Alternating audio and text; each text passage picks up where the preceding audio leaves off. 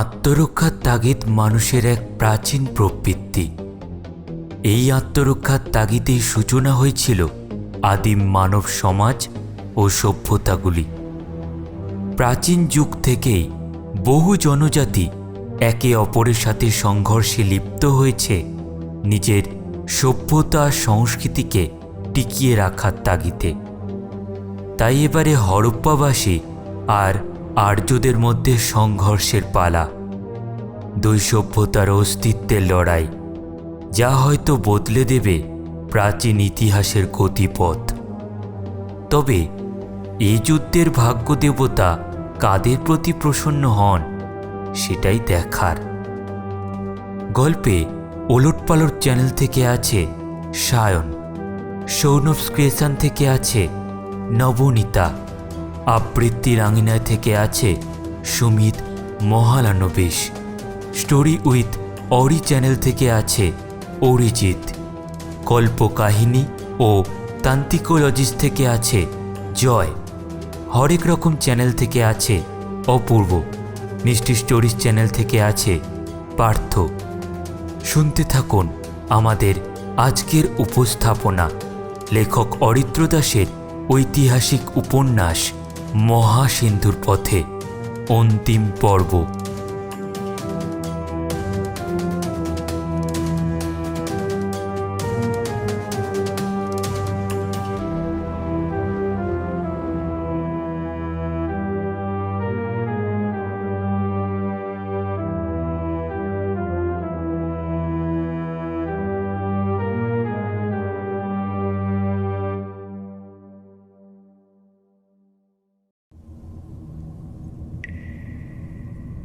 মইলানা, ওঠো ওঠো মইলানা, আমি তোমার সঙ্গে কথা বলতে এসেছি।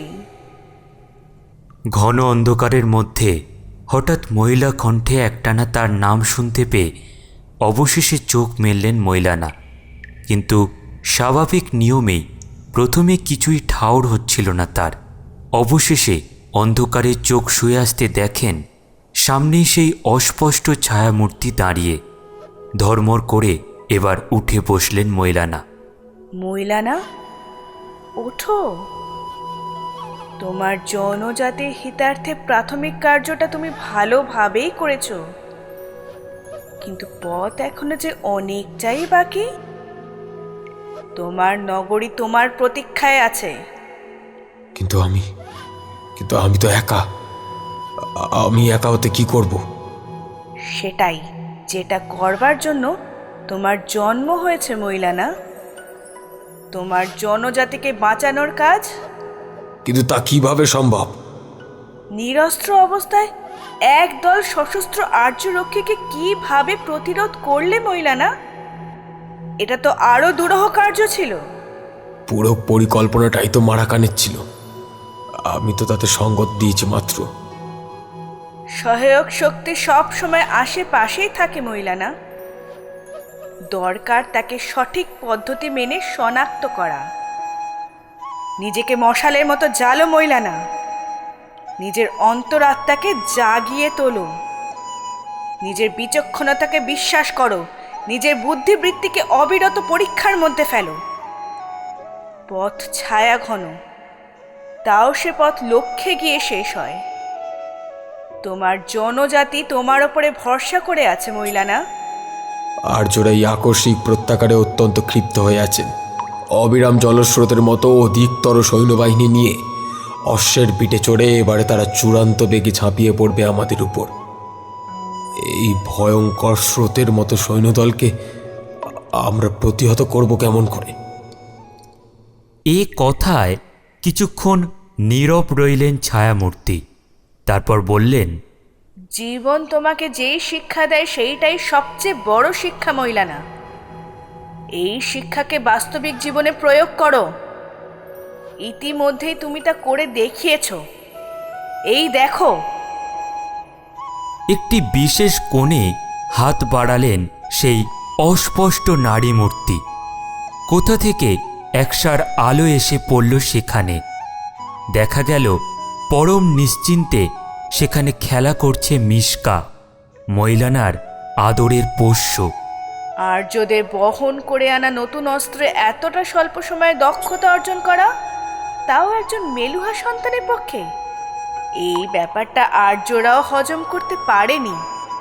এই কারণেই ওদের সর্বশ্রেষ্ঠ তীরন্দাজকে তোমার বিরুদ্ধে প্রতিদ্বন্দ্বিতায় আহ্বান জানাতে হয় ওদের।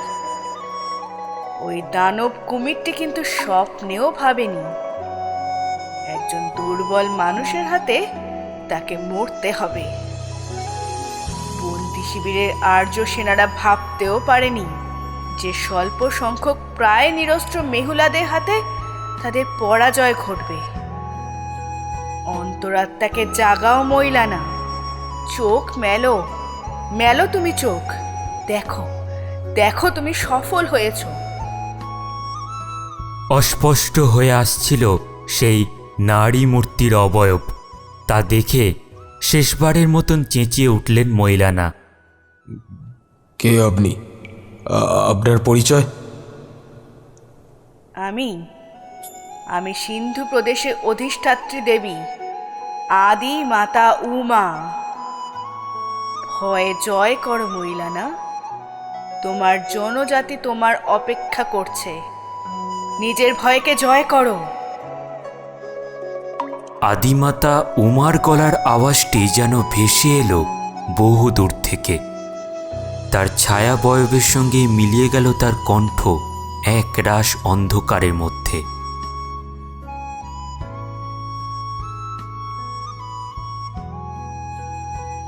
ঘন অন্ধকার চারদিক থেকে যেন গ্রাস করছিল মইলানাকে। এবারে সেই অন্ধকার থেকে পুরুষ কণ্ঠে ভেসে এলো অতি পরিচিত গলার ডাক। মইলানা, মইলানা, মইলানা, মইলানা। এই ডাক শুনেই ঘুম ভেঙে যেন উঠে বসলেন মইলানা। চারিদিকে নজর গেল তার। মাথার উপরে সূর্য বেশ কিছুটা হেলে গিয়েছে পশ্চিম দিকে। পরিষ্কার দীপালোক। তার পাটাতনটি এখন শক্ত করে বাঁধা একটি খুঁটির সঙ্গে। আর পাশে কোমর অবধি জলে দাঁড়িয়ে অপরিচিত একটি মুখ। এই মুখটি দেখেই লাফ মেরে উঠতে গিয়েছিলেন মইলানা, কিন্তু পাশে মারাকান কোথায় ছিলেন কে জানে। একটা হাত বন্ধুর পিঠে রেখে তিনি বললেন, শান্ত হও মইলানা, আমরা এখন বাড়িতে। চোখ মেলে চেয়ে দেখো, আমরা বন্ধুদের মাঝখানে। আমাদের আগে যারা পৌঁছেছিল তারাও মোটামুটি সবাই অক্ষত দেহে এসে পৌঁছতে পেরেছেন এখানে। ওই দেখো দূরে তোমার নগরীর প্রাকার, তোমার বন্ধুরা দাঁড়িয়ে আছে পারে। শরীর এখনো এতটাই দুর্বল যে মাথা তুলে দেখবার শক্তিও যেন আর অবশিষ্ট নেই। কিন্তু আশেপাশে পরিচিত মুখ দেখতে পেয়ে আর নিজের জন্মভূমিতে ফেরত আসতে পেরে এখন অনেক নিশ্চিন্ত মইলানা। একটি পরিতৃপ্তির হাসি হাসলেন মইলানা মারাকানের দিকে তাকিয়ে। তারপর পাটাতনে মাথা রেখে শুয়ে পড়লেন আবার।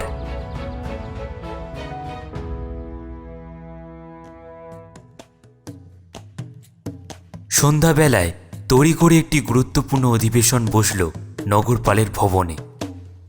গুরুত্বপূর্ণ এই সান্ধ্যকালীন অধিবেশনে উপস্থিত ছিলেন পুর প্রধান সমেত গোটা নগর পরিচালনা সমিতি, পুর শান্তিরক্ষা বাহিনী, প্রধান পুরোহিত ও সমাজের ধনাঢ্য অভিজাত সম্প্রদায়। মইলানার মুখ থেকে তার পিতা নগরপ্রধান ধীরবক শুনেছেন আর্যদের নগর আক্রমণের পরিকল্পনাটি। তারপরই তড়িঘড়ি এই অধিবেশনের সিদ্ধান্ত। উপস্থিত ছিলেন মইলানা ও মারাকান। নগর প্রধানের অনুরোধে পুরো বিষয়টি পুনরায় ব্যক্ত করেন দুজনে। তা শুনে স্তম্ভিত হয়ে যান সকলে। ওরা আসুক। হরপ্রার প্রাচীর উঁচু ও সুদৃঢ়। এই প্রাচীর ভাঙার সাধ্য ওদের নেই। ওদের নতুন যুগের বর্ষাগুলি উঁচু ও সুতীক্ষ্ণ। আমরা প্রাচীরের সুরক্ষার পিছনে দাঁড়িয়ে ওদের এমন শিক্ষা দেব যা ওরা সারা জীবন মনে রাখবে।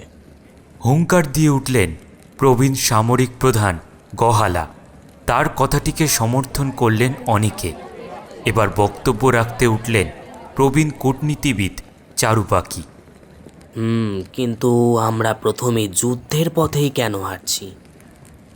না মানে আর্য আক্রমণের প্রধান যে কারণটি আমাদের চোখে পড়ছে তা মূলত খাদ্যের অভাব। আমরা যদি ওদের খাদ্যের অভাব মিটিয়ে দিই তবে তবে ওরা আমাদের আক্রমণ করবে কেন? আমার মতে একটি কূটনীতিবিদের দলকে এখনই প্রেরণ করা হোক আর্যদের কাছে। হ্যাঁ, তাদেরকে একটি প্রস্তাব দেওয়া হোক, তবেই আর কোনো গোল থাকবে না। কিন্তু কতদিনের জন্য চারুবাকি? আর অবশ্যই কতটা? আপনি বোধহয় বিষয়ের গুরুত্বটা অতটা খেয়াল করেননি, তাই না? শেষ 4টি বছরে হরপ্পায় সেরকম বৃষ্টি হয়নি, ফলে শস্যের সেরকম ফলন নেই। আমরা নিজেদের জনসংখ্যার মুখে পর্যাপ্ত অন্ন তুলে দিতে পারিনি। আমাদের জনসংখ্যা অর্ধেক নেমে এসেছে এই 4 বছরেই। এই অবস্থায় আমরা আর্যদের কতটা সহযোগিতা করতে পারবো? এই নিয়ে প্রবল এক ঝামেলার সৃষ্টি হলো অধিবেশন কক্ষে। তুমুল হইচই, বিশৃঙ্খলা। পরিষ্কার দুটি অর্ধে বিভক্ত হয়ে গেল সভাগৃহ। একদল বললেন কথাবার্তা চালানো হোক, আরেক দল মতবাদ দিলেন যুদ্ধের পক্ষে। খানিকক্ষণ এরকম বিশৃঙ্খলা চলবার পর অবশেষে দুহাত তুলে সকলকে নিবৃত্ত করলেন নগর প্রধান ধীরুবক। তারপর সভাগৃহে উপস্থিত প্রধান পুরোহিতকে উদ্দেশ্য করে তিনি বললেন, থোরান, এই বিষয়ে আপনার মতামত কি? গলা খাঁকড়ে উঠে দাঁড়ালেন প্রধান পুরোহিত। তারপর রহস্যময় সুরে তিনি বলতে লাগলেন, কয়েকদিন আগে ফেরবার সময় একটি অদ্ভুত দৃশ্য আমার চোখে পড়ে। একটি সাপ ও নকুল পরস্পরকে পেঁচিয়ে রয়েছে ভূমির উপর। দুজনের কেউই জায়গা থেকে নড়ছে না। আমি যখন ওদের সামনে গিয়ে দাঁড়িয়ে দেখছি এই দৃশ্য, ঠিক সেই সময় অকস্মাৎ তাদের পেছন আকাশে একবার বিদ্যুৎ চমকে উঠল। একবারই। আকাশে কোথাও কিন্তু মেঘ ছিল না। এর অর্থ? এর অর্থ ঈশ্বরের সংকেত। ঈশ্বর আমাদের কাছে বার্তা প্রেরণ করেছেন। আমরা তার কাছে প্রার্থনা করব যেন তিনি আশু বিপদের হাত থেকে আমাদের রক্ষা করেন। তিনি নিশ্চয়ই শুনবেন আমাদের প্রার্থনা। এর জন্য মহান আরান এবং আদিত্য মাতা উম্মাকে আমরা আরও উপঢৌকন দান করব। সামগ্রীর তালিকাটি না হয় তৈরি করে নেওয়া যাবে। আমরা যুদ্ধ করব। প্রধান পুরোহিতের কথার মাঝখানে হঠাৎ দৃপ্ত কণ্ঠে এই ঘোষণাটি হতেই সকলে ফিরে তাকালেন বক্তার দিকে। তিনি আর কেউ নন, মৈলানা স্বয়ং। মৈলানা! বিস্ময়াবিষ্ট হয়ে নগরপাল ধীরুবক তাকালেন তার পুত্রের দিকে। এ কি আচরণ তোমার? প্রধান পুরোহিত থোরানের বক্তব্যের মাঝে তুমি বাধা দান করলে। এ কি ধৃষ্টতা! আমায় ক্ষমা করবেন মহান নগরপাল ও প্রধান পুরোহিত। আপনারা ঈশ্বরের কাছে অবশ্যই প্রার্থনা করবেন, এতে দ্বিমত হওয়ার কোনো প্রশ্ন নেই। কিন্তু আর্যদের হাত থেকে পরিত্রাণ চাইলে একটি উপায় তা সম্ভব, প্রতিপ্রহার। এছাড়া দ্বিতীয় কোনো উপায় নেই। তুমি এত জোর দিয়ে বলছো কি করে? আমাদের সিন্ধু প্রদেশগুলির মধ্যে সবথেকে পশ্চিমে হেলমান্দ ও উত্তর পশ্চিমে মুন্ডিগক প্রদেশগুলির একটি নগরীয় আর অবশিষ্ট নেই। সব কটিকে ধ্বংস করেছে এই বড় চাচাবর প্রজাতি। নোসেরা, জুডেইর জাদারো, কুয়েন জাদারো, চানহুদারো, কোরজিহি, সব কটি নগর ধ্বংস করে সোজা আমাদের দিকে এখন ধেয়ে আসছে এরা। কুয়েঞ্জাদারোর অবস্থা এরা এতটাই খারাপ করে ছেড়েছে যে এই নগরীর নাম পাল্টে নতুন নাম রাখা হয়েছে মহেঞ্জোদারো, মৃতের স্তূপ। এই অসভ্য বর্বরের কাছ থেকে আপনারা কি আচরণ প্রত্যাশা করেন? তোমার মতামত কি? জিজ্ঞেস করলেন নগর প্রধান। প্রতিরোধ। আর্য আক্রমণ হবেই এ কথা ধরে নিয়ে এখন থেকেই এর প্রস্তুতি এবং আরও বেশি নাগরিকদের নগর ছাড়বার নির্দেশ। এতে আমরা অধিক মেলুহাদের মৃত্যু এড়িয়ে যেতে পারবো। অসম্ভব! এই বিশাল ভূমির জঙ্গলগুলিতে আমাদের নাগরিকরা হারিয়ে যাবে। দলে দলে পালে পালে লোক মারা পড়বে না খেতে পেয়ে। তুমি রাজনীতি বিষয়ে অনভিজ্ঞ, তুমি বরং এ বিষয়ে নীরব থাকো। আমাদের দক্ষিণ পূর্ব দিকের প্রদেশগুলিতে আমাদের নাগরিকদের সরে যেতে নির্দেশ দিন। এ নগরপাল, প্রাচীরের ভিতরে নয়, প্রাচীরের বাইরে এই সাধারণ মানুষগুলি নিরাপদে থাকবেন বেশি। ইতিমধ্যেই আমাদের সেনাদের যুদ্ধের প্রস্তুতি নিতে হবে। অত্যন্ত স্বল্প সময় আছে, বাকিটা ভাগ্য। কি দিয়ে যুদ্ধের কথা ভাবছেন মৌলানা?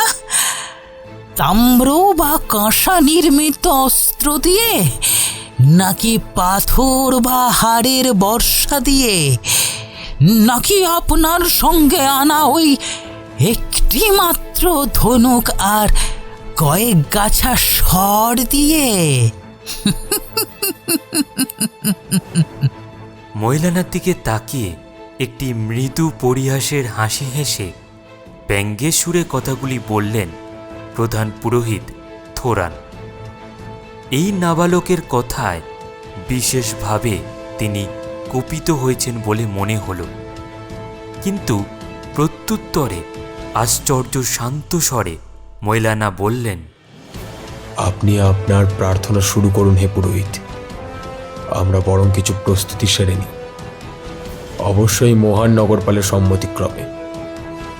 কিছুক্ষণ পর সভা সমাপ্ত হল।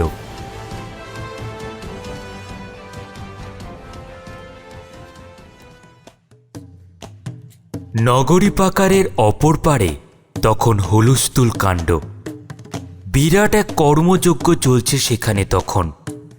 সারিবদ্ধভাবে সেখানে পরপর নির্মাণ হচ্ছে অনেকগুলো চাকা লাগানো কাঠের বেদি। অদ্ভুত গড়ন সেই বেদির। কেউই বুঝে উঠতে পারছে না বিরাট আকারের এই শক্ত কাঠের কাঠামো নির্মাণের পিছনে কারণটা ঠিক কি। এটি কি সত্যি কোনো বেদি, নাকি মানুষকে ফাঁসি দেওয়ার কোনো মঞ্চ? নগর জুড়ে তখন ব্যস্ততার হিড়িক। আজ সকালেই নাকারা বাজিয়ে পুরো কর্তৃপক্ষ ঘোষণা করেছেন যুদ্ধ প্রচেষ্টায় সহযোগী সাধারণ মানুষ এবং সামরিক যোদ্ধারা বাদে ইচ্ছুক ব্যক্তিরা নগর ছেড়ে যেতে পারেন। সিন্ধু প্রদেশে দূরবর্তী নগরগুলিতে যাদের সংস্থান আছে তারা এই ঘোষণা শুনে দলে দলে নগর পরিত্যাগ করছেন। আসন্ন আর্য আক্রমণের বিভীষিকা যে ভালো রকম ত্রাসের সঞ্চার করেছে জনগণের মনে, তা তাদের আচরণ থেকেই পরিষ্কার। ষাঁড় বা বলদে টানা শকটে করে যা পারা যায় তাই নিয়ে দ্রুত নগর পরিত্যাগ করছেন দলে দলে মানুষ। যাদের শকটের সুবিধা নেই তারা পায়ে হেঁটে যাত্রা করছেন কোনো সুরক্ষিত আশ্রয়। দুর্ভিক্ষ, অনাবৃষ্টি এসব কারণে অনেক নগরী পরিত্যাগ করেছিলেন আগেই। এখন নতুন করে এই সংবাদে যে ধৈর্যের বাঁধ ভেঙেছে অনেকের, তা বোঝা গেল। যাদের অন্যত্র শরণ নেওয়ার উপায় নেই তারাই রয়ে গিয়েছিলেন নগরে বিধিলিপি মেনে নিয়েই। এরই মধ্যে আরও একটি অবাক করা কাণ্ড।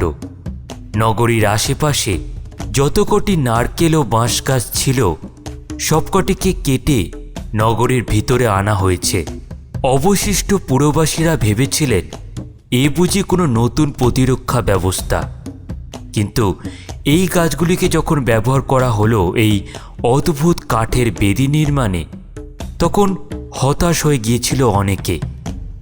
কয়েকটি শক্ত কাণ্ডের গাছও কেটে আনা হয়েছিল জঙ্গল থেকে এই সূত্রে করা পাহারার মধ্য দিয়ে, আর আনা হয়েছিল অজস্র পাথরের টুকরো, বানানো হয়েছিল অজস্র পোড়ামাটির ইট।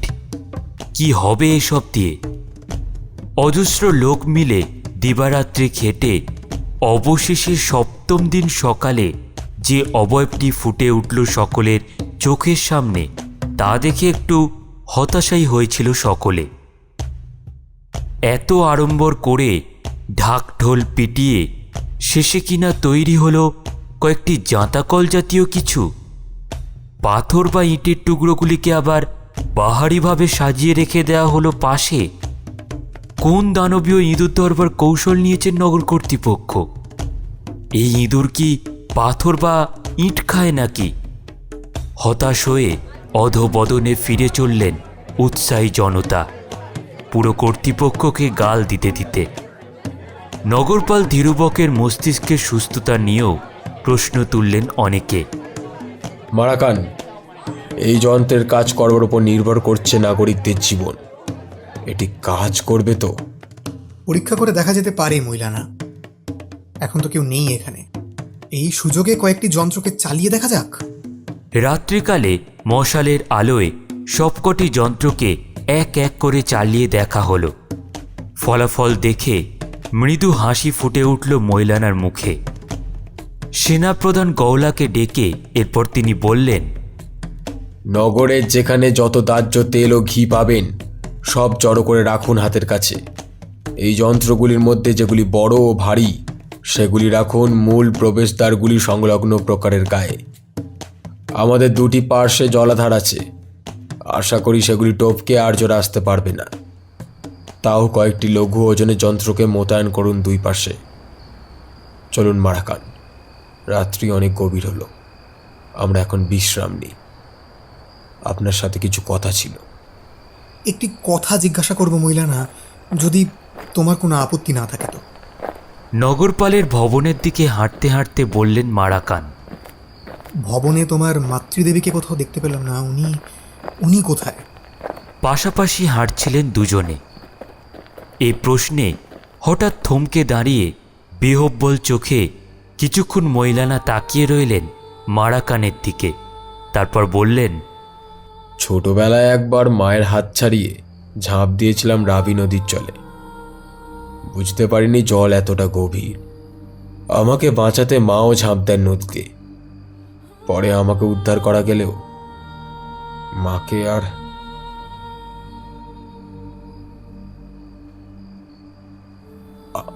আপনাকে একটি কথা বলার ছিল মারাকান। বলো। আর্যদের বিরুদ্ধে যুদ্ধে জয় পরাজয় যাই ঘটুক না কেন, আপনি কাল বিলম্ব না করে অবশিষ্ট নাগরিকদের নিয়ে নগর পরিত্যাগ করে দক্ষিণের দিকে যাত্রা করবেন, শিকারী পর্বতমালার অপর প্রান্তে। জিতে গেলেও? বিস্মিত হয়ে প্রশ্ন করলেন মারাকান। জিতে গেলেও? কিন্তু কেন মহিলানা? আমাদের বর্তমান প্রধান পুরোহিত থোরান প্রয়াত পুরোহিত রাজা মুড়োঘনের একনিষ্ঠ সমর্থক ছিলেন। ওনার মৃত্যুর পর আপাতত তিনি কিছুটা দুর্বল ও শক্তিহীন বটে, কিন্তু এই লোকটিকে আমি এক ফোঁটাও বিশ্বাস করি না। একটি অদ্ভুত বাক্স সঙ্গে থাকে থোরানের। এরকম একটি বাক্স আমি পুরোহিত রাজার কাছেও দেখতাম। আপনার মুখ থেকে কুয়েঞ্জাদারোর পরিণতি শুনে আমার ধারণা আমাদের হরপ্পা নগরীতেও এরকম কোনো বিপর্যয় নেমে আসতে পারে। থোরান, বাক্স, মুরোখান, আমি কিছুই বুঝতে পারছি না মহিলানা। এসব কি ব্যাপার? সব পরে বলবো কোন এক সময়। আপাতত শুধু এটাই বলি, পুরোহিত রাজার বিরুদ্ধে সার্বিক যুদ্ধ জেতবার মতো ঐনিক দাদা একদিন ফেরত এসেছিল হরপ্পায়। এটি কুয়েঞ্জাদারোর পতনের বেশ কয়েক মাস পরের ঘটনা। উনি দুটি বিষয় সম্পর্কে আমাকে অবহিত করেন। প্রথমত, থোরানের বাক্সর বিষয়ে আমাকে সাবধান করেন যাতে আমি এই লোকটি থেকে সতর্ক থাকি। দ্বিতীয়ত, দক্ষিণ প্রান্তে এলাঙ্গো আর বালান্দাদার যাত্রার বিষয়ে আমাকে সূচিত করেন। এও বলেন যে কোনোভাবে হরপ্পা ত্যাগ করতে হলে যেন আমরা সোজা দক্ষিণ মুখ হই। গহলাকে আগেই বলে রেখেছি বিষয়টি। কে এই ঔনিক? তুমি আসবে তো মহিলানা? মারাকানের এই প্রশ্নের উত্তরে মৈলানা বললেন, যদি আমার বাবা সঙ্গে আসেন। মাকে একবার পরিত্যাগ করে জীবনে একবার বড় ভুল করেছিলাম মারাকান। বাবার ক্ষেত্রে সেই ভুল দ্বিতীয়বার মাথা নিচু করে মৈলানার পাশে হাঁটতে থাকেন মারাকান। বন্ধু সুগভীর ক্ষতে নতুন করে খোঁচা মারবার কোনো বাসনা নেই তার। 2 দিন পরের কোনো এক সকাল, সূর্যোদয়ের সাথে সাথে সিংহার প্রবল শব্দে ঘুম ভেঙেই নগর প্রাকারের দিকে দৌড় লাগালেন হরপ্পার অবশিষ্ট অসামরিক নাগরিকগণ, হাতের কাছে যে যা পেয়েছেন তাই নিয়ে। এমনটাই নির্দেশ ছিল নগর কর্তৃপক্ষের। যে করেই হোক বাঁচাতেই হবে হরপ্পার সার্বভৌমত্ব। প্রাচীরের উপর যে কয়েকজন সৈনিক দাঁড়িয়েছিলেন সারিবদ্ধভাবে, সকলেরই চোখ তখন সামনের ফাঁকা প্রান্তরের দিকে। সেটি অবশ্য এখন আর ফাঁকা নেই, বিদেশি আর্য সেনাদের দ্বারা পূর্ণ সেটি। তাদের পিঙ্গল চোখ, তাদের খয়েরি বা সোনালি দাড়ি গোঁফ, তাদের বিচিত্র পোশাক এবং তাদের অদ্ভুত দানবীয় বিকট বাহন, এই সব দেখে প্রথমের দিকে মেলুয়া সেনাদের বুক কেঁপে উঠেছিল ভয়ে, কিন্তু মৈলানা ও মারাকানের উৎসাহে তাদের শান্ত করে ধীরে ধীরে। প্রাচীরগাত্রের উপর ঘুরে ঘুরে আগত শত্রুদের দিকে সতর্ক দৃষ্টি মেলে তাদের পর্যবেক্ষণ করছিলেন মৈলানা। পাশে যথারীতি অভিজ্ঞ মারাকান ও সেনানায়ক গহালা। শত্রুরা কেউই অবশ্য তখনও এগিয়ে আসেনি। তারা তখন ব্যস্ত ছিল সামরিক বিন্যাসে নিজেদের সাজাতে। আনুমানিক 5 সহস্র সেনা, এর মধ্যে আনুমানিক 2 সহস্র সেনা ওই কিম্ভূত দ্রুতগতির জন্তুর পিঠে, বাকিরা পদাতিক। হেঁকে উঠলেন গহালা। ওই জন্তুগুলিকে অশ্ব বলে সেনানায়ক। চলতি ভাষ্যে আপনি ওগুলিকে ঘোড়াও বলতে পারেন। ভারী শান্ত প্রাণী এরা, ভীরু প্রকৃতি। এখন প্রশ্ন হলো এরা কোনটিকে আগে ব্যবহার করবে। প্রথমে সারিবদ্ধভাবে কয়েক সহস্র সেনা অশ্বের পিঠে দৌড়িয়ে আসবে প্রাচীরের দিকে। প্রথম সারির ঘোড়সওয়ারা প্রথমে তীর ছুড়বে আমাদের লক্ষ্য করে, তারপর বাঁদিক দিয়ে ঘুরে একটি সরল রেখা ধরে সবার পিছনে গিয়ে অভিমুখ পরিবর্তন করে মূল আক্রমণকারী দলটির সঙ্গে গিয়ে ভিড়বে। ততক্ষণে দ্বিতীয় সারির ঘোড়সওয়াররা তীর ছুঁড়ে অনুরূপভাবে গিয়ে দাঁড়িয়ে পড়বে প্রথম সারির পিছনে। এবার সামনের সারিতে এগিয়ে আসবে তৃতীয় সারির ঘোড়সওয়াররা। এইভাবে চক্রাকারে একাধিক ক্রমে 5 বার এই পুনরাবর্তন প্রক্রিয়া চলবার পর এরা পাশাপাশি একটি সারিতে দাঁড়িয়ে পড়বে। তারপর মারাকান? এরপর ওদের পদাতিক সেনারা এগিয়ে আসবে আমাদের প্রাচীর ভাঙবার জন্যে। পিছনের ঘোড়সওয়াররা তখন পিছন থেকে রক্ষা করবে আগুয়মান এই পদাতিক সেনাকে। বুঝতে পারছো তো? ঝাঁকে ঝাঁকে স্বর নিক্ষেপ করার কারণ একটাই, আমরা যাতে প্রাচীর গাত্র থেকে সরে যাই। দেখি ওরা কত সহজে করতে পারে ব্যাপারটা। এমন সময় দেখা গেল 2টি ঘোড়া এগিয়ে আসছেন মূল সেনাদল থেকে বিচ্ছিন্ন হয়ে। প্রাচীর গাত্র থেকে আনুমানিক 80 হাত দূরে এসে থেমে গেল ঘোড়া 2টি। তাদের আরোহীরা একবার সতর্ক চোখে দেখে নিলেন প্রাচীরটিকে। তারপর নিজেদের মধ্যে কথাবার্তায় ব্যস্ত হয়ে পড়লেন তারা। চিনতে পারছো? ফিসফিসিয়ে জিজ্ঞেস করলেন মারাকান। প্রত্যুত্তরে ঘাড় নাড়লেন মৈলানা। একজন আর্য দলপতি পুরন্দর, অপরজন চিত্রক। এরা বিলক্ষণ জানেন যে শত্রুর কাছে কোনো তীর নেই, আর বর্ষা বা বল্লমের সাধ্য নেই এত দূর থেকে লক্ষ্য বস্তুকে বিদীর্ণ করতে পারে। এই কারণেই শত্রুর প্রতি তাচ্ছিল্য দেখিয়ে নিজেদের মধ্যে আলাপচারিতায় ঢং, যাতে শত্রুর মনোবল ভেঙে যায়। কিন্তু ভিতরের সংবাদ এরা পেল কোথা থেকে? ওরা কিন্তু 80 হাত দূরে। মৈলানাকে ধনুক তুলতে দেখে চাপা স্বরে কথাটি বললেন মারাকান। প্রত্যুত্তরে একটি হালকা স্মিত হাস্য হেসে সঙ্গে আনা তীরগুলির মধ্যে একটি লম্বা তীর বেছে নিয়ে ধনুকে জুড়লেন মৈলানা। এরপর কি একটা কথার পরিপ্রেক্ষিতে হাসতে হাসতে উত্তর দিয়ে পলকের জন্য একবার প্রাচীরের দিকে মুখ ফিরিয়েছিলেন চিত্রক। আর ঠিক এই সময়তেই প্রাচীরের দিক থেকে তার দিকে সবেগে ধেয়ে এলো একটি তীর। সেটি বিদ্ধ হলো তার গলায়। হাসতে হাসতেই ঘোড়ার পিঠে এলিয়ে গেলেন চিত্রক। আক্ষরিক অর্থেই হাসতে হাসতে মারা গেলেন তিনি। প্রধান সেনাপতি ও অনুচর চিত্রকের দুর্দশা দেখে আর সেখানে দাঁড়াননি দলপতি পুরন্দর। কোনো ক্রমে ঘোড়ার মুখ ঘুরিয়ে নিজের অর্ধের বেষ্টনীর মধ্যে প্রবেশ করলেন তিনি। পিছনে একবারই ফিরেছিলেন তিনি। ধনুকটিকে বাঁ হাতে আকাশের দিকে তুলে বিজয়ীর ভঙ্গিতে দাঁড়িয়ে আছেন মৈলানা। এই দৃশ্যটি নিঃসন্দেহে ক্রোধান্বিত করে তুলেছে আর্য দলপতিকে। নিজের অর্ধে পৌঁছে একটি প্রবল হুঙ্কার দিয়ে উঠলেন তিনি, ডান হাত মুঠো করে ওপরের দিকে তুলে। এই হুঙ্কারের সাথে সাথে এবার সামনের দিকে এগিয়ে আসতে লাগলো প্রথম তরঙ্গের ঘোর সরোয়ারের দল। সবেগে সামনের দিকে ধেয়ে এলো এক সহস্র ঘোড়সওয়ার, 5টি পৃথক সারি ও বিন্যাসের।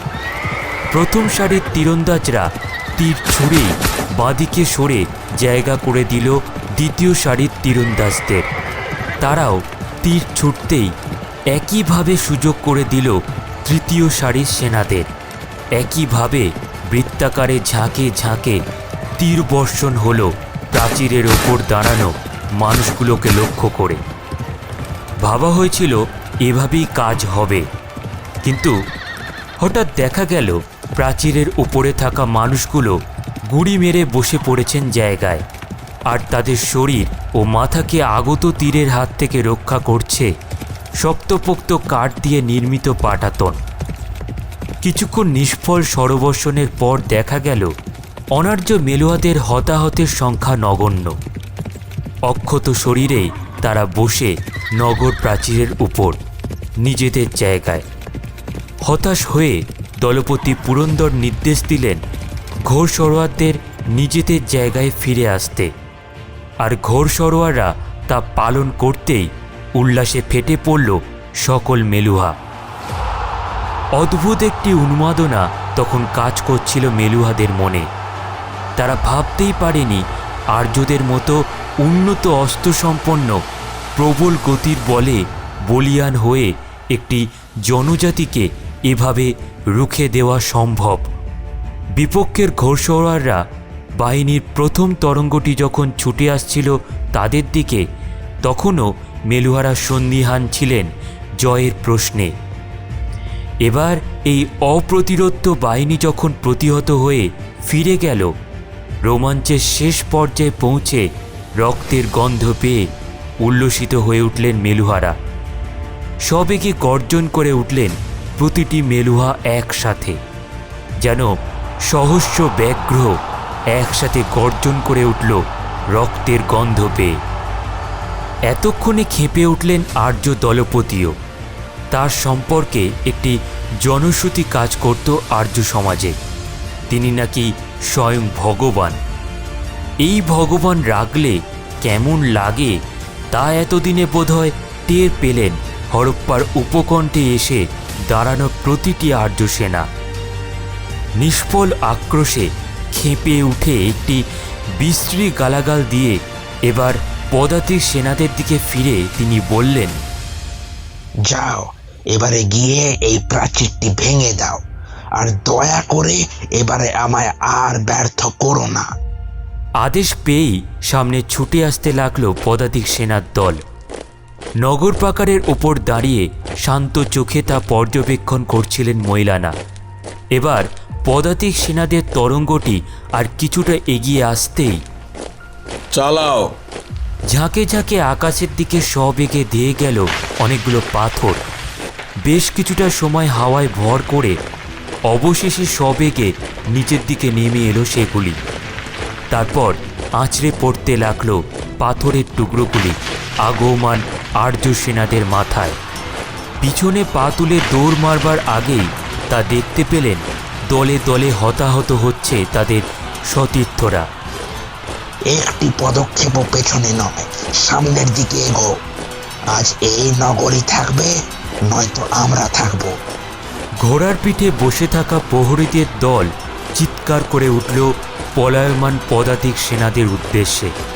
এ কথায় যেন চটকা ভাঙল সেই সকল সেনার। প্রবল বেগে ব্যগ্র নিনাদ করে ফিরে দাঁড়ালেন সকলে। তারপর মাথার উপরে পাথর বৃষ্টিকে অগ্রাহ্য করে তারা সবেগে দৌড়ে আসতে লাগলেন প্রাচীর লক্ষ্য করে। তাদের পিছনে এগিয়ে আসতে লাগলেন ঘোড়সওয়ারের দল তাদের সুরক্ষা প্রদান করবার জন্য। বেশ কিছুক্ষণ সঙ্গী সাথীদের হারিয়ে আহত সঙ্গীদের পিছনে ফেলে অবশেষে তারা এসে হাজির হলেন প্রাচীরের একেবারে সামনে। মহিলানা, ওরা একেবারে কাছাকাছি চলে এসেছে। ততক্ষণে প্রাচীরের উপর আঘাত আরম্ভ হয়ে গিয়েছে। ধেয়ে আসা স্বরের আঘাত থেকে নিজেকে বাঁচাতে কাঠের পাটাতনের পিছন থেকে সে দৃশ্য উঁকি মেরে দেখলেন মহিলানা। তারপর বললেন, দাহ্য তৈল আর ঘিয়ের ভাণ্ডগুলি তৈরি করো, নল বসাও। প্রাচীরের গায়ে অনেকগুলো ছোট ছোট ছিদ্র করে রাখা ছিল।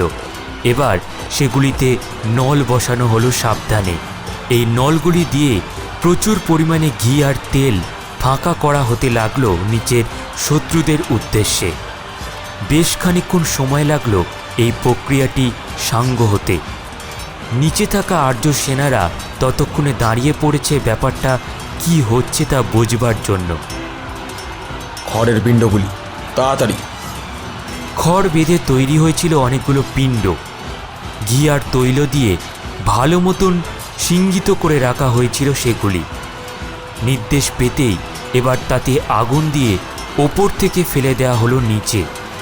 জ্বলন্ত এই অগ্নিপিণ্ডগুলির নিচে পড়ে থাকা ঘি ও তৈলের সংস্পর্শে আসতেই দাউ দাউ করে জ্বলে উঠল আগুন।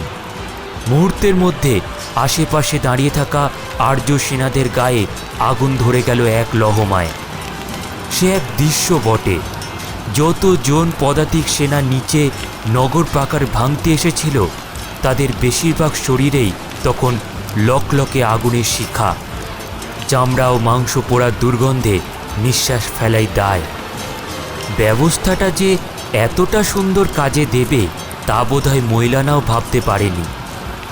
যে কয়েকজন নগর প্রাকারের কাছাকাছি ছিল তারা ভস্মীভূত হয়ে যায়। যারা কিছুটা দূরে ছিল এবার তাদের স্বাগত জানাবার জন্য আকাশপথে উড়ে গেল অজস্র আগুনের গোলা। আগুন বৃষ্টির মতন তা ঝড়ে ঝড়ে পড়তে লাগলো পলায়মান সেনাদের মাথায়। কি পদাতিক সেনা, কি ঘোড়সওয়ার, সকলেই তখন পালাতে ব্যস্ত। কোনো নগরী জয় করতে গিয়ে এতটা ক্ষতির মুখে তাদের কোনোদিন পড়তে হয়নি। ইতিমধ্যেই কয়েক হাজারের বেশি আর্য সেনা প্রাণ হারিয়েছে। আরও কয়েকজন সৈন্য মারাত্মকভাবে আহত হয়।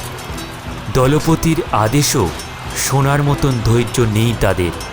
তারা এখন ঊর্ধ্বশ্বাসে পলায়নে ব্যস্ত। জয় আদিমাতা উম্মা। মারাকান, তোমার উদ্ভাবনা কার্যকর প্রমাণিত হয়েছে। আক্রমণকারীরা সদল বলে এখন পালাতে ব্যস্ত। মহিলানার এই বিজয় উল্লাসে সামনের দিকে তাকালেন মারাকান। আর্যরা তখন সদল বলে ব্যস্ত প্রান্তরটিকে ছেড়ে পালাতে, তাদের মৃত বা আহত সঙ্গী সাথীদের পিছনই ফেলে রেখে। এত আনন্দদায়ক ও রোমাঞ্চকর সেই দৃশ্য যে দু চোখ ভরে মুগ্ধ হয়ে সেদিকেই তাকিয়ে থাকলেন তিনি। অন্য কোনো দিকে খেয়ালই ছিল না তার। বেশ কিছুক্ষণ তা দেখে একটি বিজয়নাথ ছেড়ে এবার মহিলানাকে কিছু বলবার জন্য ঘাড় ঘুরিয়েছেন মারাকান। এমন সময় হঠাৎ একবার নগর প্রাকারের নিচে তাকাতেই একটি আর্তনাদ বেরিয়ে এলো তার মুখ দিয়ে। হে ঈশ্বর, না!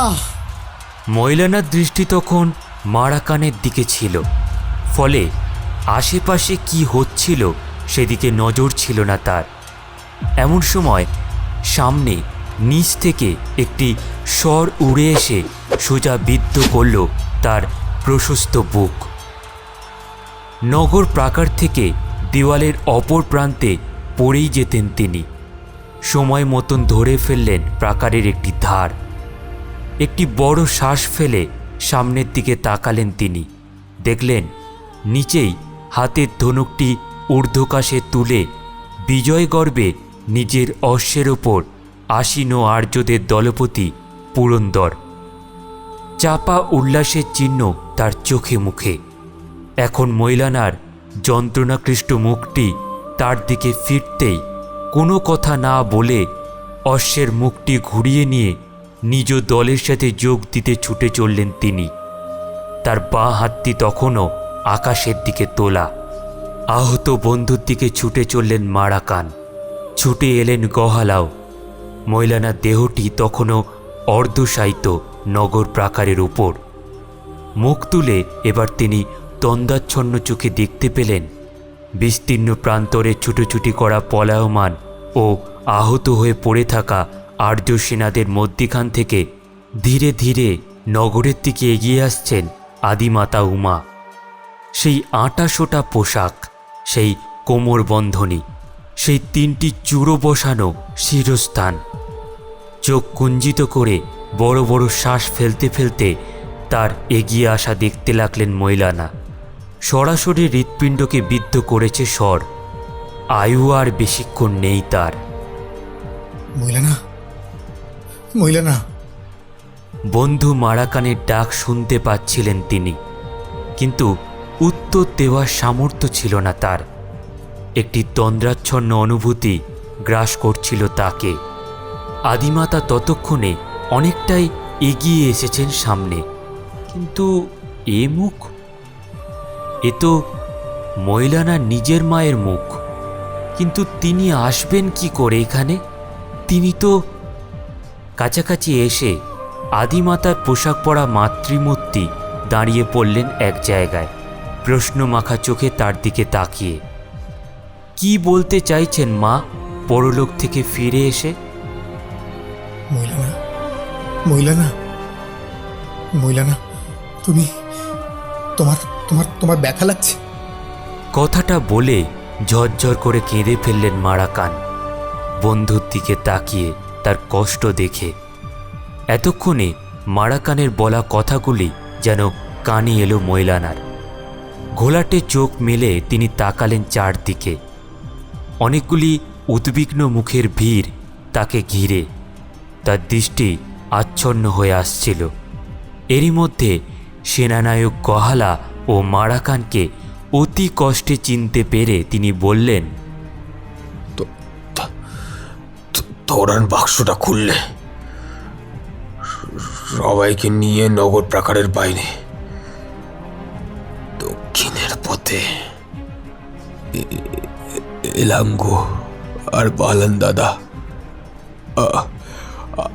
আজ জোড়া ফিরে আসবে। কথা বলতে কষ্ট হচ্ছিল মৈলানার।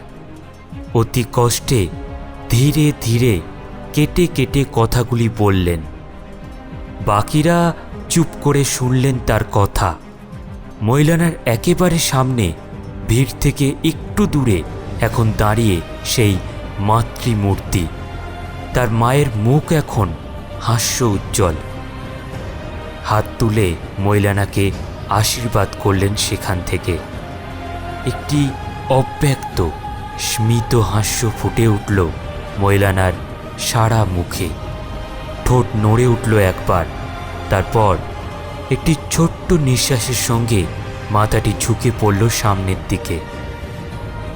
মারা গেলেন মৈলানা, মেলুহাদের যুদ্ধ প্রচেষ্টায় অবিসংবাদী নায়ক।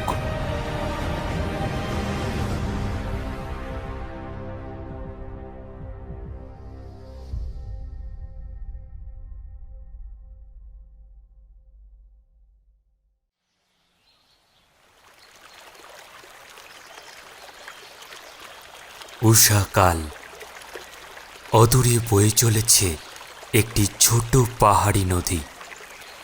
এই নদীর ধারে প্রাতঃকালে আচমন ক্রিয়া সেরে এসে একটি পাথরের ওপর বসে নিজের চিন্তায় বিভোর ছিলেন মারাকান। অনেকটা ধকল গিয়েছে শরীরের উপর দিয়ে। এখন গন্তব্যে পৌঁছে প্রথমেই প্রয়োজন একটি দীর্ঘ বিশ্রাম, তবেই শারীরিক ধকল থেকে মুক্তি লাভ সম্ভব, কিন্তু বিধ্বস্ত মনটিকে কিভাবে শান্ত সুসংগত করা যেতে পারে? ভাঙা মন জোড়া লাগাবার সবচেয়ে সহজ উপায় কি? জানা নেই তার। মারাকানের সবচেয়ে বড় বন্ধু মৌলানা এখন প্রয়াত। সামনে থেকে আসা স্বর তিনি দেখতে পাননি। তার প্রয়াণ ঘটেছে যুদ্ধক্ষেত্রেই, জয়ের ঠিক মুখটাতে দাঁড়িয়ে। কিন্তু ঘটনা প্রবাহ এখানেই শেষ হয়ে যায়নি। মৃত্যুর আগে তার শেষ নির্দেশ ছিল নিরপরাধ সাধারণ নগরবাসীদের নিয়ে ক্রমাগত দক্ষিণ দিকে সরে যেতে।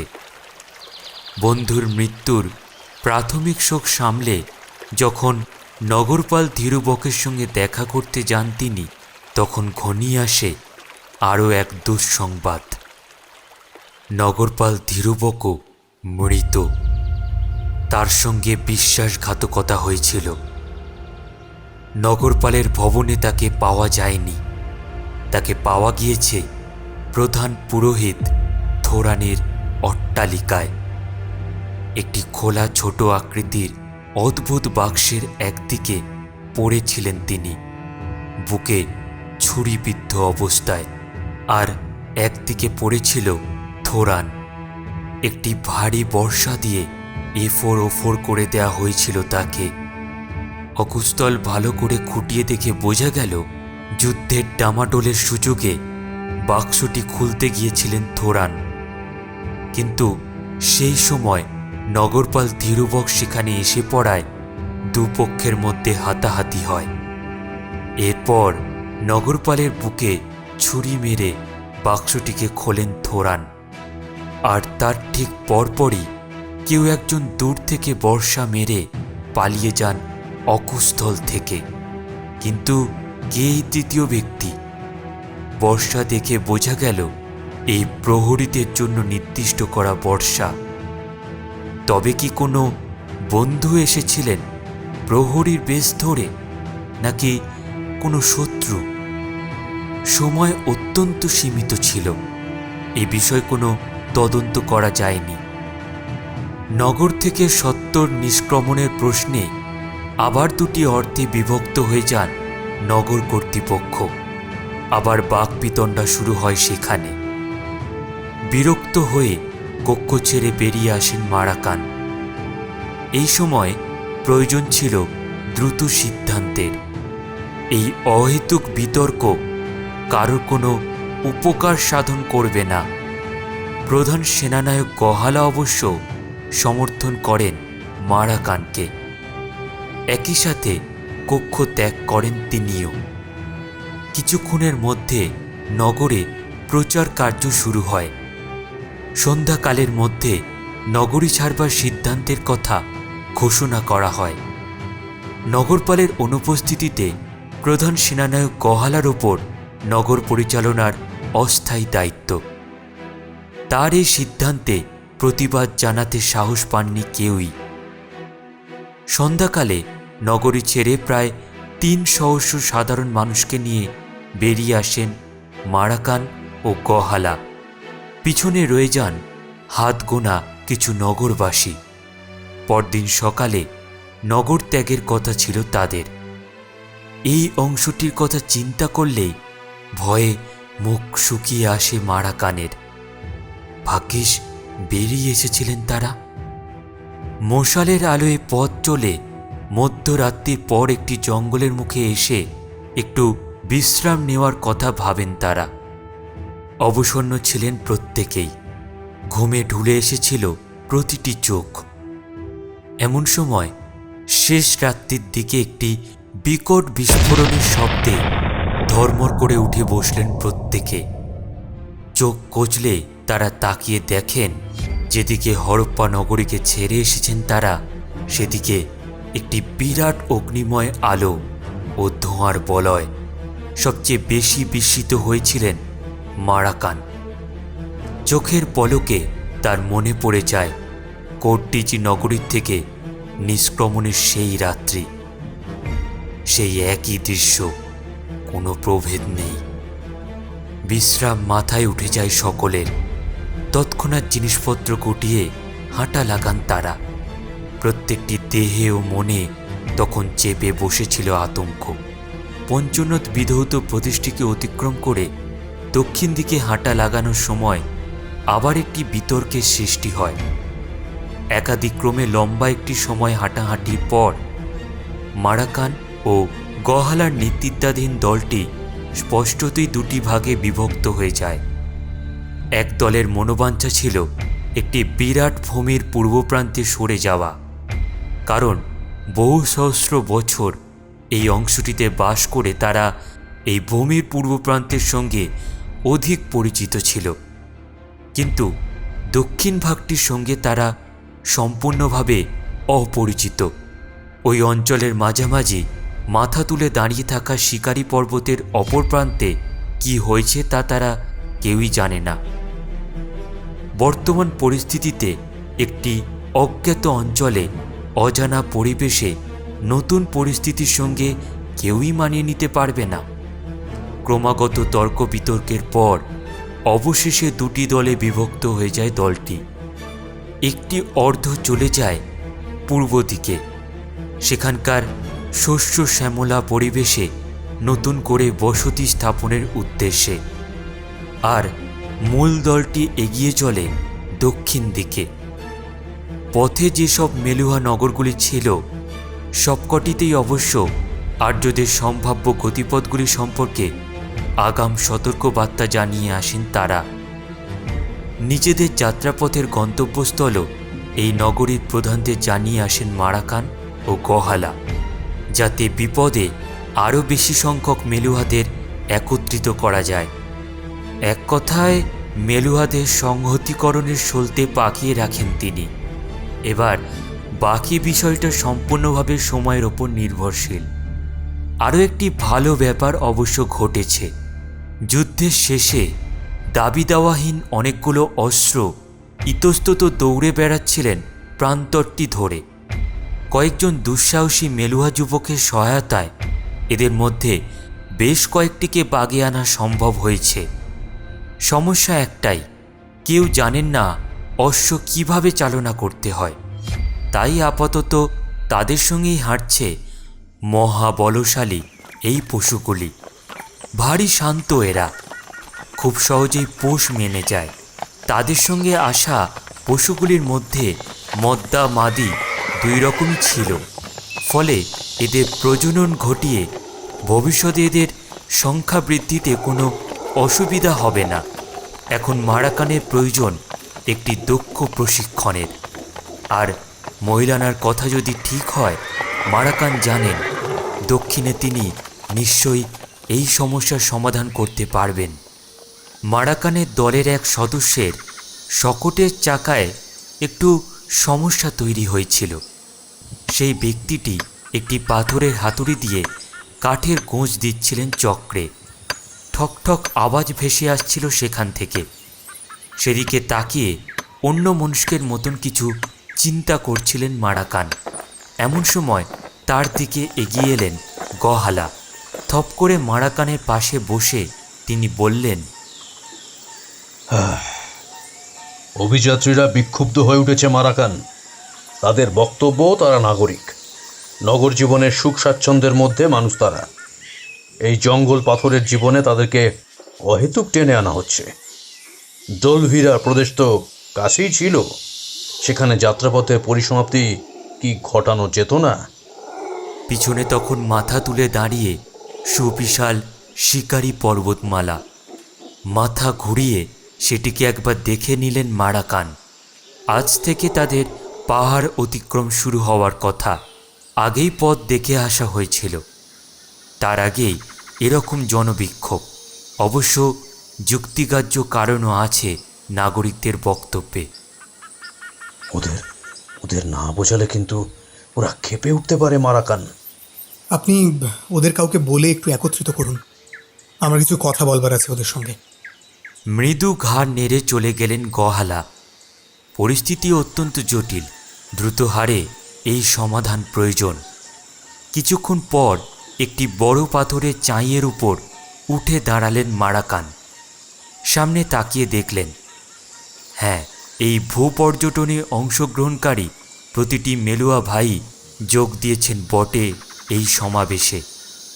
সামনেই ছড়িয়ে ছিটিয়ে বসে এই অভিযানে অংশগ্রহণকারী প্রতিটি সদস্য, নারী পুরুষ নির্বিশেষেই। সামনের দিকে এক পলকে তাকিয়ে দেখলেন মারাকান। প্রতিটি চোখে মুখে অসন্তোষের ছাপ স্পষ্ট। ধীরে ধীরে তার বক্তব্য শুরু করলেন মারাকান। আপনাদের অসন্তোষের কারণ শুনেছি, এর পরিপ্রেক্ষিতে কিছু কথা বলতে চাই। আমি আপনাদের সহনাগরিক নই একথা ঠিক, কিন্তু এটাও সত্য যে আমি আপনাদের মতোই একজন মেলুহা। একই জনজাতির সূত্র ধরে আপনারা আমার কথা ধৈর্য ধরে শুনবেন, এই ব্যাপারটি আমি আশা করব। আশা করি আপনারা আমায় নিরাশ করবেন না। এই অবধি বলে সকলের দিকে একবার তাকালেন মারাকান। বক্তব্য শুরুর আগে তাদের মধ্যে যে ছটফটানি কাজ করছিল তা যেন এই কটি কথায় অনেকটাই স্তিমিত। সকলেই সোজা বসে বা দাঁড়িয়ে একাগ্র মনে শুনছেন তার কথা। আবার কথা বলা শুরু করলেন মারাকান। আমার পিছনে দাঁড়িয়ে এই শিকারি পর্বতমালা, যা ক্ষেত্র বিশেষে উত্তরের হিমালয় পর্বতমালার থেকে উঁচু। আপনারা ভালো করেই জানেন, যতজন এই পর্বত অতিক্রমণের জন্য এতে চড়বেন ততজন কিন্তু অপর পারে নেমে আসতে পারবেন না। এই পর্বত লঙ্ঘন করাটা এতটাই অনিশ্চিত উদ্গ্রহ, কিন্তু তাও আমরা সকলে চেষ্টা করব সমবেতভাবে অসম্ভবকে সম্ভব করতে। কেন? জাতিগতভাবে উন্নততর সভ্যতা হওয়া সত্ত্বেও আমরা হেরে গিয়েছি তুলনামূলকভাবে অনুন্নত একটি বর্বর যাযাবর জনজাতির বিরুদ্ধে যুদ্ধে। এর পিছনে কারণগুলি যদি অনুসন্ধান করা হয় তবে অনেকগুলি বিষয় উঠে আসবে। প্রথমত, আমরা হেরেছি স্থবিরতার সঙ্গে গতিশীলতার দৈরতে। ওদের গতিশীল অশ্বের কোনো উত্তর ছিল না আমাদের কাছে। নিজেদের চারদিকে একটি প্রাচীর নির্মাণ করে আমরা নিজেদের সুরক্ষিত ভাবছিলাম, কিন্তু উদ্দাম গতিশক্তির সামনে এই প্রাচীর যে তাসের ঘরের মতো ভেঙে পড়বে তা আমরা কেউই কল্পনা করতে পারিনি। আমরা হেরেছি উন্নত প্রযুক্তির কাছে। জানি এ কথায় আপনারা আঁতকে উঠবেন, কিন্তু নিজেরাই ভেবে দেখুন তো একটু, যতটা নজর আমরা স্থাপত্যে দিয়েছিলাম তার সিকিভাগ নজরও কি অস্ত্রের উন্নতির দিকে দিয়েছিলাম? কয়েকশো বছর আগে আমাদের বাণিজ্যের বন্ধু উড়ের পতন হয়, পশ্চিমের অপর একটি উন্নত নগর সভ্যতার প্রতীক। তখনই যুদ্ধের প্রয়োজনে অস্ত্রের উন্নতিকরণের প্রয়োজন ছিল। তাহলে আজ এই পরাজয় স্বীকার করতে হতো না। তৈরি হয়ে এসেছিলেন মারাকান। এবার পিঠে বাঁধা তুনির ও ময়লানার স্মৃতি সম্বলিত ধনুকটি সামনে তুলে তিনি বললেন, কার্যকর একটি মরণাস্ত্র, শুধুমাত্র গতিজাড্যকে কাজে লাগিয়ে দূর থেকে শত্রু নিধনের আদর্শ আয়ুধ। শক্তিশালী কিন্তু কি সরলে নির্মাণ। একে ধনুক বলে, আর এই ক্ষেপণাস্ত্রটিকে বলে তীর। তীরের মাথায় যে ফলাটি দেখতে পাচ্ছেন, যার আঘাতে আমাদের অসংখ্য মেলুহা ভাই মাটি নিয়েছেন, সেটি যে ধাতু দিয়ে তৈরি তা কিন্তু আমাদের অজ্ঞাত নয়। একে লোহা বলে। এর সন্ধান আমরা আগেই পেয়েছিলাম, কিন্তু মাটি থেকে অপরিশোধিত লোহাকে তুলে এনে কিভাবে ব্যবহারযোগ্য করে তোলা যেতে পারে, কিভাবে একে দিয়ে ঘাতক অস্ত্র বানানো যেতে পারে, তা নিয়ে আমরা চিন্তাই করিনি। আর ওরা সেটা জেনে প্রয়োগও করে গেল নিরন্তন আমাদের উপর। আমরা তো ওদের থেকে সুশিক্ষিত সংহত জাতি ছিলাম, তাহলে ওরা আমাদের আগে লোহা নিষ্কাশন পদ্ধতি শিখল কিভাবে? আমাদের সবচেয়ে বড় ভুল দৈবের প্রতি মাত্রাতিরিক্ত আস্থা। আমার বাড়ি ছিল কোটডিজি নগরীতে। এই নগরী যখন আক্রান্ত হয় আমরা তখন ব্যস্ত ছিলাম দেবতাদের প্রতি প্রার্থনায়। আর্যরা বিনা ক্লেশে আমাদের প্রাচীরকে প্রথমে ভাঙল, তারপর আমাদের নগরীটিকে একটি ধ্বংসস্তূপে পরিণত করলো কয়েক মুহূর্তের মধ্যে। কোনো দেবতা এগিয়ে এলেন না সাহায্যে, কোনো দেবতা অস্ত্র হাতে রুখে দাঁড়ালেন না, বললেন না এ অন্যায়। পরিণাম একটি প্রাচীন নগরীর ধ্বংস। এই একই ভুল করতে চলেছিল হরপ্পান নগর কর্তৃপক্ষ, দৈবের প্রতি অহেতুক আস্থা দেখিয়ে। পরিণামও একই হতো যদি না রুখে দাঁড়াতেন এক তরুণ ময়লানা। যদি তিনি না থাকতেন তবে আমরাও এতক্ষণে দেহ হয়ে পড়ে থাকতাম হরপ্পার ধ্বংসস্তূপে। সারসংক্ষেপ বুঝেছিলেন তিনি। গতির বিরুদ্ধে জিতবার ক্ষমতা স্থবিরতার নেই, তা জিততে পারে একমাত্র পাল্টা দুর্ধর্ষ গতি। তিনি চেয়েছিলেন অশ্ব নামক এই প্রাণীটিকে মেলুহাদের যুদ্ধ প্রক্রিয়ার অঙ্গীভূত করতে, কিন্তু এই কার্যে সফল হবার আগেই তার মৃত্যু হয়। তিনি চেয়েছিলেন লোহার তীরের প্রতিদ্বন্দ্বিতা করুক আরও উন্নত লোহার তীর। প্রখর পর্যবেক্ষণ শক্তির অধিকারী এই তরুণটি ছোটখাটো বস্তুর থেকেও শিক্ষা নিতেন। নিজের পোষ্য কচ্ছপ থেকে তিনি আবিষ্কার করলেন সম্পূর্ণ নতুন একটি যুদ্ধরীতি, কচ্ছপের খোল, যার ফলে শত্রুদের অবিরাম সরবর্ষণের হাত থেকে প্রাণ বেঁচেছে আমাদের শয়ে শয়ে যোদ্ধা। সংক্ষিপ্ত করা যাক বিষয়টি। আমাদের প্রাচীরে ঘেরা নগরগুলি শত্রুদের কাছে একটি সহজ লক্ষ্য। তারা নিজেরা লুকিয়ে থেকেছে বিশালতার কাছে, কিন্তু তারা জানত কোথায় গেলে একত্রে পাওয়া যাবে সকল মেলুহাকে একসাথে, আর এটাই করেছে তারা বারবার। তাই নগর প্রাচীরের সুরক্ষার মধ্যে নয়, এই শত্রুদের ঠেকাতে হলে আমাদের বেরিয়ে আসতে হবে নগর প্রাচীরের বাইরে। পাহাড়ে, জলে, জঙ্গলে যেখানেই ওদের অশ্বগতি হারিয়ে ফেলবে, ঠিক সেখানেই মৃত্যু হয়ে নেমে আসবে মেলুহাদের অস্ত্র। প্রতিনিয়ত নিজেদের রক্ত ঝরিয়ে আমাদের ধ্বংসের ঋণ পরিশোধ করবে ওরা, আর আমাদের প্রযুক্তিকে উন্নত করব। যদি প্রথম ভবনটি, প্রথম জলসেচ ব্যবস্থাটি, প্রথম পুরনিগম ব্যবস্থাটি আমাদের মস্তিষ্ক প্রসূত হয়, তবে আমরা লোহা নিষ্কাশনের বিষয়টি ধরতে পারবো না কেন? নগরীর আরামের ভিতরে আলস্যে নয়, আমরা সৃষ্টি করব প্রযুক্তি নির্ভর এক সাম্রাজ্য, শিকারী পর্বতমালার সুরক্ষার অন্তরালে থেকে। মারাকানের কথাগুলির মধ্যে যুক্তি ছিল। তার উদাত্ত কণ্ঠে বলা কথাগুলি মন ছুঁয়ে গেল সকলের। তার সঙ্গে করতালি ও হর্ষধ্বনি দিয়ে উঠলেন সকলে মিলে। সারসত্য বুঝলেন সকলে। আর্যরা এবারে শক্তি সংহত করে ফিরে এসে আর সরাসরি আক্রমণ করবে না কোনো নগরীকে। তারা আক্রমণ করবে তাদের কৃষিক্ষেত্র ও জলসেচ ব্যবস্থাগুলিকে, যেগুলি ছড়িয়ে নগর প্রাকারের বাইরে।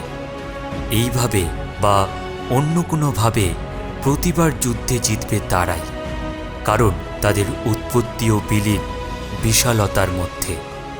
তাদের জিততে গেলে নিজেদের ছড়িয়ে দিতে হবে বিশালতায়, তবেই বাগ মানবে এই প্রবল প্রতিপক্ষ। কিন্তু মারাকান, আমাদের প্রাণ প্রিয় হরপ্পা তাহলে কি? এক বর্ষিয়ান বৃদ্ধ নাগরিক জিজ্ঞেস করলেন ভিড়ের মধ্য থেকে। তার প্রশ্নের উত্তরে কিছুক্ষণ তার দিকে বিহ্বল চোখে তাকালেন মারাকান। তারপর সামলে নিয়ে বললেন, হরপ্পা এখন ইট, কাঠ, পাথরের একটি ধ্বংসস্তূপ মাত্র, কিন্তু আমরা তো রয়েছি। আমরাই সিন্ধু সভ্যতার প্রাণকেন্দ্র, আমরাই সিন্ধু সভ্যতার আসল প্রাণকেন্দ্র, এর সংস্কৃতির ধারক ও বাহক। একে আমরা নবনির্মাণ করব দক্ষিণে। এখন যাওয়া যাক, সামনে অনাবিষ্কৃত এক জগৎ অপেক্ষা করছে আমাদের জন্য। অবশিষ্ট মেলুহাদের পুরো দলটি এবার ধীরে ধীরে এগিয়ে চললেন শিকারী পর্বতমালার গা বেয়ে এক নতুন ভবিষ্যতের দিকে। শেষ হল উত্তরে তাদের গৌরবময় অধ্যায়। ইতিহাস কি মনে রাখবে তাদের এই চলে যাওয়াটিকে?